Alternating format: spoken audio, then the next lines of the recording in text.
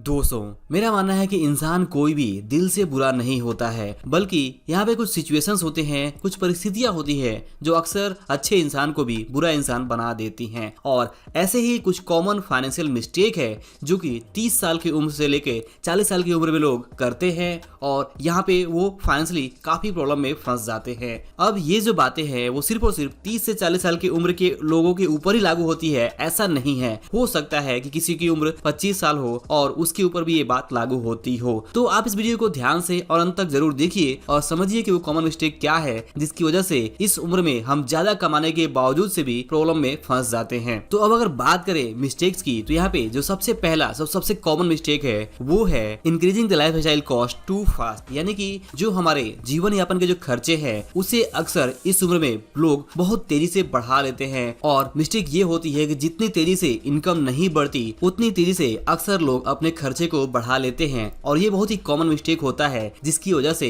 अक्सर हमें पैसे की कमी महसूस होती है। और जब पैसे की कमी महसूस होती है तो हम अपनी उस पैसे की कमी को पूरा करने के लिए अक्सर क्रेडिट कार्ड्स या फिर पर्सनल लोन या फिर दूसरे लोन्स के चक्कर में जाते हैं और वहां पे हमारे ऊपर एक सिलसिला होता है ईएमआई पे करने का। और यही है दूसरा कॉमन मिस्टेक जो इस उम्र में लोग करते हैं, वो है taking loans, EMIs, credit cards as much as you can. यानी कि इस उम्र में अक्सर लोग ये गलती करते हैं कि अपनी जरूरतों को पूरा करने के लिए, अपनी इच्छाओं को पूरा करने के लिए, अपने सपनों को पूरा करने के लिए वो अक्सर ईएमआईज का सहारा लेते हैं, क्रेडिट कार्ड का सहारा लेते हैं और जाने अनजाने जितना लोन, जितना क्रेडिट कार्ड, जितना ईएमआईज वो ले सकते हैं वो लेते हैं और बाद में उसे विद इंटरेस्ट, चाहे वो ईएमआईज के माध्यम से हो या अलग तरीकों के माध्यम से हो, वो चुकाते हैं। और अक्सर चाहे उनकी आमदनी बढ़ भी जाए तो वो सारा पैसा इसी इसी ईएमआईज, इसी लोन्स को चुकाने में चला जाता है और इस कारण से वो प्रॉपर शेविंग, प्रॉपर इन्वेस्टमेंट नहीं कर पाते हैं। वो सारा जो इन्वेस्टिंग का मौका है वो गंवा देते हैं। सारा पैसा यहाँ पे लोन्स, ईएमआईज में ही चला जाता है। और एक बहुत ही कॉमन मिस्टेक है जो आपको कभी भी नहीं करना चाहिए कि अगर आपकी आमदनी बढ़े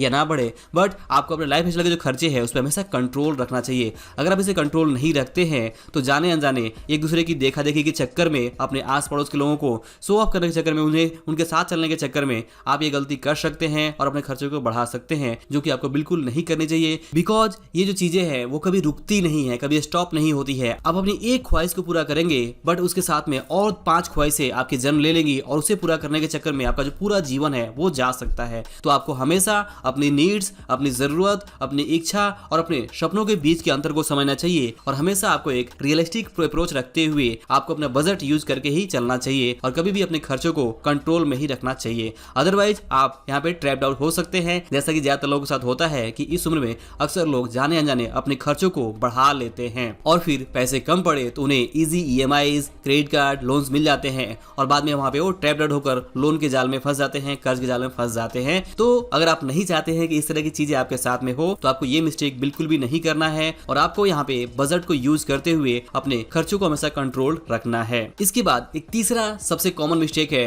वो है नॉट अपग्रेडिंग और लर्निंग न्यू स्किल्स, जिसका मतलब है कि आप अगर समय के साथ अपने आप को नहीं अपग्रेड करते हैं, नया कुछ नहीं सीखते हैं, नई स्किल्स को नहीं सीखते हैं जिससे कि आपकी इनकम बढ़ सके, तो आप यहाँ पे फंस सकते हैं और आपको वही मजबूरी में कोई एक नौकरी करनी पड़ सकती है जो आपको मिली हुई है, वही बिजनेस करना पड़ सकता है जिस बिजनेस को आप कर रहे हैं और हो सकता है वहां पे बहुत अच्छा ग्रोथ ना हो तब भी आपको वो मजबूरी में करना पड़ सकता है। बट यहाँ पे अगर आप अपने आप को स्किल्ड आउट करते हैं, स्किल्स को अपग्रेड करते हैं, तो आप जिस काम में है, जिस बिजनेस में है, जिस जॉब में है, वहां पे भी प्रमोशन पा सकते हैं, वहां पे भी आप इनकम को बढ़ा सकते हैं। अदरवाइज आप अपने लिए इनकम के दूसरे रास्ते बना सकते हैं या फिर आप किसी दूसरी इंडस्ट्री में जाके कोई दूसरा काम करके, कोई दूसरी जॉब करके भी आप अपनी इनकम को बढ़ा सकते हैं। बट ये सब कुछ तभी हो सकता है जब आप समय के साथ चलें और आपकी जो भी स्किल्स है उसके ऊपर काम करें, स्किल्स को अपग्रेड करते रहें। ऐसा ना सोचे कि आपने पढ़ाई कंप्लीट कर ली है और आपको दूसरे बार पढ़ने की जरूरत नहीं है, ऐसा बिल्कुल भी सोचने की जरूरत नहीं है। आपको हमेशा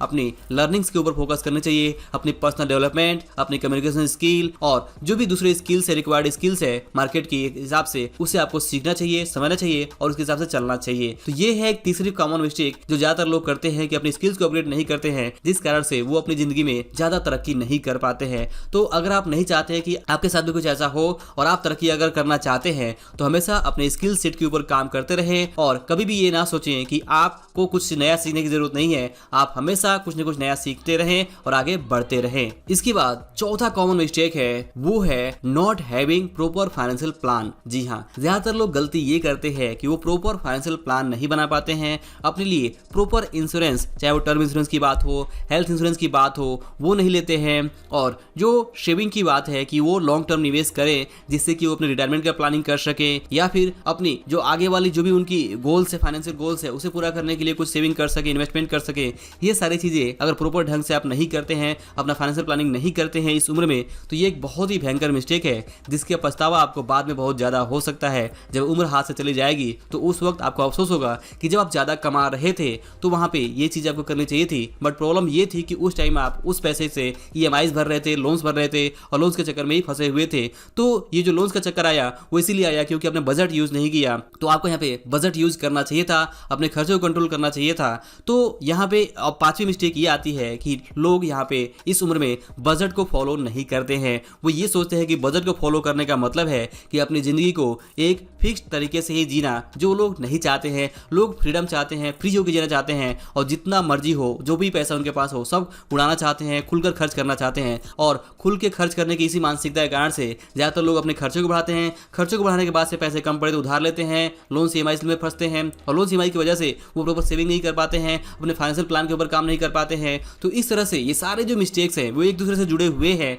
तो आपको इस तरह की मिस्टेक्स, इस तरह की गलती नहीं करनी है। भले ही आपकी उम्र जो भी हो, 25 साल हो, 30 साल हो, 35 साल हो, 40 साल हो, लेकिन आप जिस उम्र में भी है, अगर आप ये मिस्टेक कर रहे हैं तो आपको इमीडिएटली इसको समझना है, इसे स्टॉप करना है और अपनी लाइफ को चेंज करते हुए आपको बजट को फॉलो करना है, अपने खर्चों को कंट्रोल रखना है और इसके बाद फाइनेंशियल प्लानिंग के ऊपर काम करना है, इसके बाद स्किल्स के ऊपर काम करना है और किसी भी नए लोन्स, क्रेडिट कार्ड और ईएमआई से आपको दूर रहना है। अगर आप दूर रहते हैं तो ही आपकी जो लाइफ है वो बेटर हो सकती है। तो इस वीडियो में मैंने आपसे बात की 5 ऐसे फाइनेंशियल मिस्टेक के बारे में जो कि 30 साल की उम्र से लेकर 40 साल की उम्र के लोग ज्यादा करते हैं और बाकी की उम्र के लोग भी करते हैं। बट इस उम्र में सबसे ज्यादा ये गलतियां होती हैं कि इस उम्र में सबसे ज्यादा लोग लोन्स इकट्ठा कर लेते हैं, अपने आप को कर्ज के जाल में फंसा लेते हैं और ये सब कुछ शुरू होता है बजट को फॉलो नहीं करने से, अपने खर्चों को कंट्रोल नहीं रखने से। तो आपने ये चीजें नहीं करनी है। तो आई होप कि आप इस वीडियो का मैसेज जरूर समझ पा रहे होंगे। इस वीडियो के बारे में आपका जो भी विचार हो, कमेंट हो, आप मुझे जरूर बताएं और अगर वीडियो पसंद आया हो तो इसे लाइक और शेयर जरूर करें।